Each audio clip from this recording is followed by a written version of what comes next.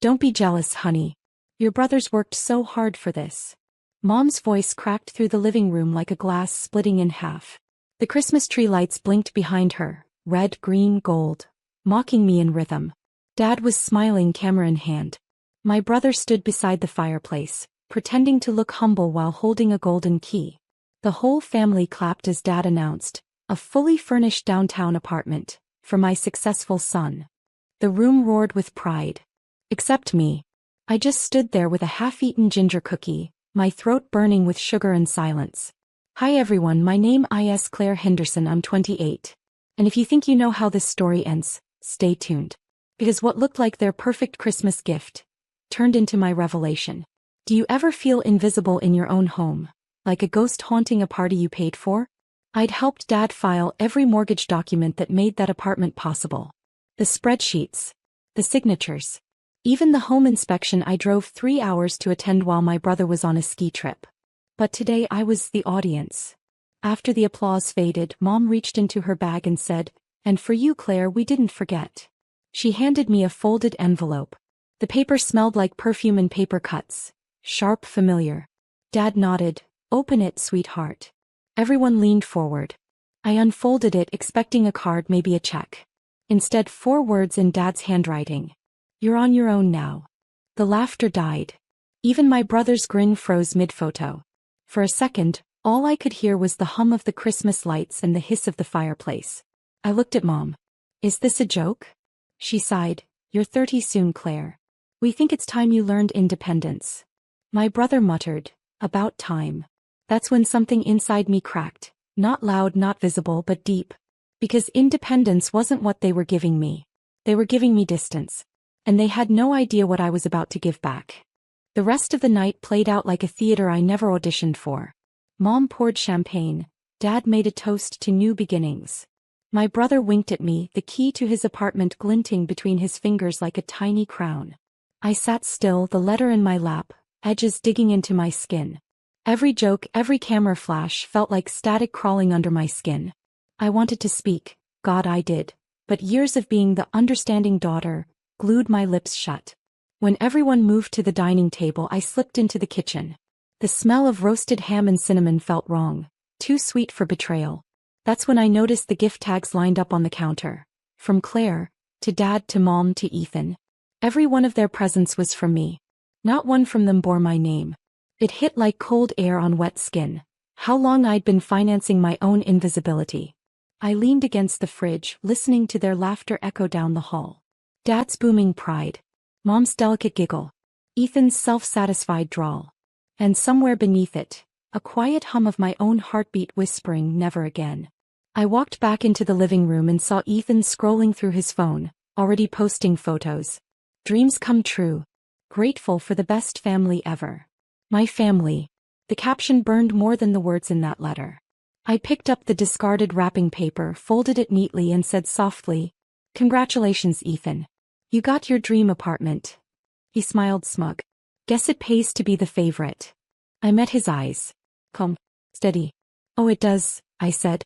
"And sometimes it pays back." He laughed, thinking I meant nothing by it. But I wasn't joking. Because somewhere in my mind a plan was already forming. Quiet, deliberate, like a match waiting to be struck. That night I couldn't sleep. The snow outside fell in thick, silent sheets. The kind that swallows sound and light at once. I lay awake in my childhood room, staring at the ceiling where fairy lights used to hang before Mom said they looked childish. The folded letter sat on my nightstand. Those 4 words, "You're on your own now," felt less like advice, more like exile. At 3 a.m. I got up. The house was quiet except for the low groan of the heater. I walked to the living room, still smelling of cinnamon and champagne, and stood before the fireplace where Ethan had posed earlier. His photo frame already sat on the mantel. A family picture from that night. I wasn't in it. I laughed under my breath. It wasn't bitterness, it was realization. That's when I noticed something on the side table. Dad's leather folder. He'd used it earlier to show Ethan the apartment documents. I opened it. Inside were property files, bank slips, insurance statements. All signed by me as the witness. Witness. That word stung. I flipped through one page after another until I found the final one. The apartment lease. Ethan's name in bold print, Dad's signature below, and my handwriting on the line that said co-signer. It wasn't just a gift. They'd used my credit, my financial history, to secure the property. The fully furnished apartment was half in my name. I froze, realizing they hadn't made me independent. They'd made me responsible. The next morning I didn't sit for breakfast. I told Mom I was heading to the city to clear my head. She kissed my cheek, pretending not to notice my packed bag. As I walked out, Ethan called after me, "Don't forget to send my rent reminder when it's due, sis." I smiled back at him, calm as ice. "Oh, I won't." Because by then I knew, the next reminder he got from me wouldn't be about rent. It would be about reality. The drive to the city felt like shedding an old skin. The snow turned into slush on the highway, the radio mumbled Christmas songs I couldn't stand, and my phone buzzed with family texts I didn't open.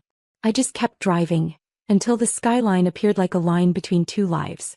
When I reached Ethan's new apartment, the building still smelled of fresh paint and privilege.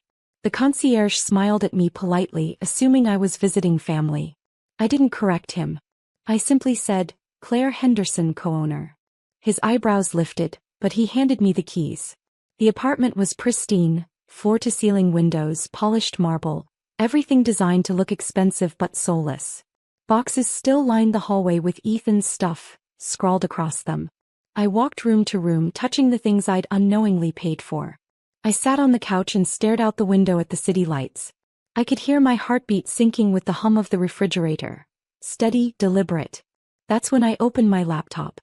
I pulled up the lease file from my email, my digital signature shining on every page. My name gave me rights they'd forgotten existed. And rights, when used correctly, could turn into leverage. I sent 2 emails. One to the property management office requesting an update on the payment schedule, and another to the insurance company, transferring primary billing to Ethan's account. By morning he'd receive a notification that his gift came with grown-up terms. Rent, maintenance, and insurance. All his responsibility now. Before leaving, I placed the folded letter on the counter. The same one Dad had given me. I scribbled a line underneath in black ink. "You're on your own too." I closed the door softly behind me, no dramatic exit, no speech. Just quiet steps on new snow. Halfway down the hallway my phone pinged. A message from Ethan. "What did you do?" I smiled, slipped the phone into my coat pocket and whispered to the empty corridor. "Learned independence, remember?" By the next morning, chaos had already started unraveling. My phone lit up with calls from Dad, Mom, Ethan, all ignored. Then came the text. "Dad, what on earth did you do to the apartment account?" "Mom, Claire, this is not mature." "Ethan, undo it. Now." I smiled into my coffee, watching the snow melt on my balcony. Independence, it turned out, had a delicious aftertaste. Hours later, I got an email from the property office confirming the billing change and notifying both parties. Both parties. That meant the truth had landed exactly where I wanted it. In front of Ethan's pride. That evening Mom called again. I finally answered. "Claire, your father is furious," she hissed. "You're making things difficult for your brother." I stayed calm. "No, Mom. I'm just giving him what you said I needed, independence." Her silence stretched thin. "Don't twist our words. Then maybe stop tying them around my throat." I hung up before she could respond. By nightfall Ethan showed up at my apartment. Unannounced, face red, voice loud. "You humiliated me," he barked. "The landlord called, they said you co-own the place. Do you realize how that makes me look?" "Like someone who didn't read the paperwork," I said softly. He slammed his hand against the counter. "You're ruining everything." "No," I replied, stepping closer. "I'm just letting reality ruin your fantasy."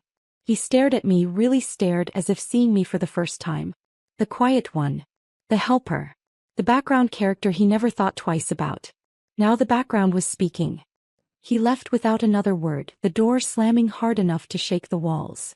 And yet I felt peaceful. Because for once I wasn't the one cleaning up the mess.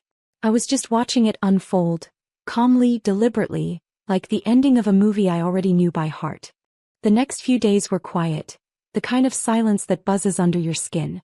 No one from my family called, not even Mom. But I didn't need to hear their voices to know what was happening.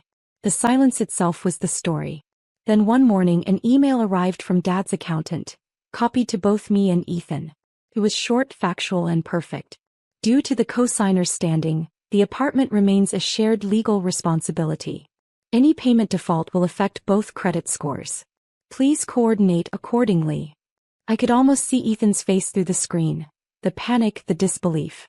That's when I knew the tide had finally turned. Later that afternoon I stopped by Dad's office. He looked older somehow, smaller behind his mahogany desk.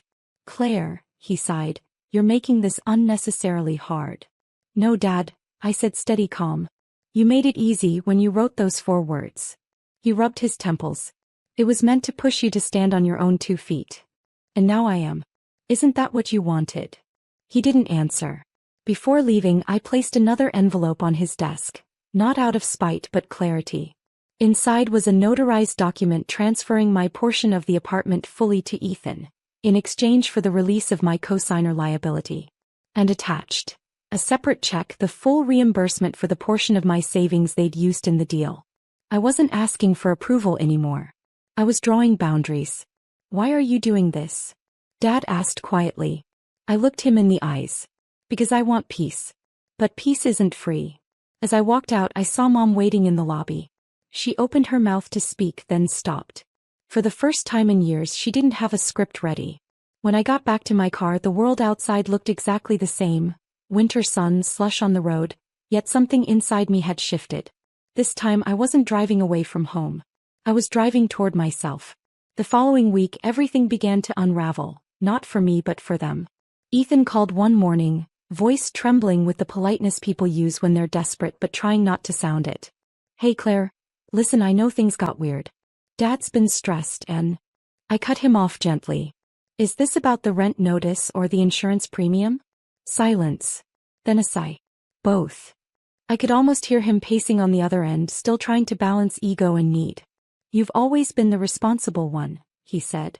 "Can't we just fix this?" For years that sentence had been my weakness. But not this time. "I already fixed it," I said. "You're free from my credit. That apartment is yours, fully. Congratulations." He hesitated. "So that's it." "That's it," I said. "You're on your own now."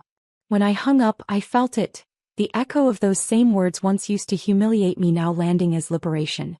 That weekend, Dad hosted another family dinner, but this time, there was no invitation for me. I didn't mind. Instead, I poured a glass of wine, opened my balcony doors and let the cold air hit my face. Then my phone buzzed again, a message from Mom. "Your brother's having trouble keeping up with payments. Maybe talk to him." I stared at the screen, then typed back slowly. "He's learning independence. Isn't that what we all wanted?" For a long time she didn't reply. And when she finally did, it wasn't words, just a single photo. Me years ago at Ethan's graduation. Holding his flowers, smiling like the proud sister I used to be. I looked at that younger version of me, naive, loyal, invisible, and whispered. She finally got tired. The snow outside began to fall again, soft and endless. But this time it didn't feel cold. It felt cleansing. Because sometimes the best revenge isn't loud. It's living in quiet clarity while they struggle to understand the silence. A few weeks later, Christmas decorations started disappearing from windows across the city. The lights dimmed, the cheer faded, and life returned to its usual gray rhythm. But for me, something stayed illuminated, an odd, calm glow that came from letting go. I hadn't spoken to my family since that last message. Not out of anger anymore, just acceptance. The calls stopped. The guilt trips ended. And in their silence, I found peace loud enough to fill every corner of my apartment. One evening, as I was closing my laptop after a late shift, a knock came at my door. Slow, hesitant. When I opened it, Ethan stood there. No confidence this time. Just a man holding an eviction notice and a folder of unpaid bills. His voice was small. "Claire, I messed up. I can't do this alone." I didn't gloat. I didn't lecture. I just studied him, the same brother who once smirked as I read that letter out loud. I stepped aside and said, "Come in." He froze, surprised. "I'm not here to fix it for you," I continued. "But maybe I can teach you what I had to learn the hard way, that independence isn't punishment. It's power." He nodded, shame flickering behind his eyes. "Dad shouldn't have." "Dad did what he knew," I said softly. And so did I. We sat quietly for a long time, no more accusations, no defense. Just the sound of snow hitting the window, the same sound I'd heard the night everything changed. Before he left, he turned back and whispered, "I didn't know you had this in you." I smiled faintly. Neither did I. When the door closed, I stood there a moment, the folded letter still pinned on my fridge like a relic. But this time I didn't see pain in those 4 words. I saw freedom. Because that letter wasn't the end of something. It was the beginning of who I became. And this Christmas, for the first time, I didn't need to be invited home. I already was.